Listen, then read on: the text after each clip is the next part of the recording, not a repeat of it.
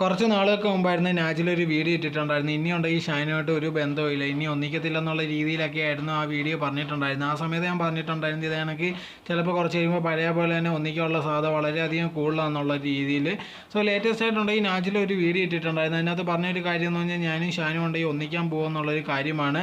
ഇതിനു മുമ്പ് നമ്മൾ നോക്കിക്കഴിഞ്ഞാൽ പലവട്ടം ഇത് കണക്ക് വന്നിട്ട് ഷാനുണ്ടെങ്കിൽ എന്നെ വിട്ടിട്ട് പോയി, അല്ലെങ്കിൽ ഷാനുമായിട്ട് ഇപ്പോൾ എനിക്ക് ബന്ധമില്ല, ഷാനുമായിട്ട് അടിയായി, അങ്ങനെ ഇങ്ങനെയാണെന്നൊക്കെ പറഞ്ഞിട്ടുണ്ടെങ്കിൽ പലവട്ടം വീഡിയോ ഇട്ടിട്ടുണ്ടായിരുന്നു. ആ സമയത്തും ഉണ്ടെങ്കിൽ ഇത് കണക്ക് പിരിയാൻ പോകുക അല്ലെങ്കിൽ ഇനി ബന്ധമില്ലെന്നൊക്കെ പറഞ്ഞ് കുറച്ച് ദിവസം കഴിയുമ്പോഴത്തേക്ക് ഉണ്ടെങ്കിൽ പുതിയ റീലുമായിട്ട് ഇവർ രണ്ടുപേരും വരുന്നതൊക്കെ ആയിരിക്കും. ആ സമയത്ത് പിന്നെ ഇത് കണക്ക് ഒരു 2-3 ദിവസം കഴിയുമ്പോൾ പിന്നെ ഇത് കണക്ക് വന്ന് ഞങ്ങൾ തമ്മിൽ പ്രശ്നമെന്ന് പറഞ്ഞ് അങ്ങനെ പൊയ്ക്കൊണ്ടിരിക്കുകയായിരുന്നു. അങ്ങനെ ഇരിക്കുമ്പോഴാണ് ലേറ്റസ്റ്റ് ആയിട്ട് ഈ സംഭവങ്ങളെല്ലാം നടക്കുന്നത്.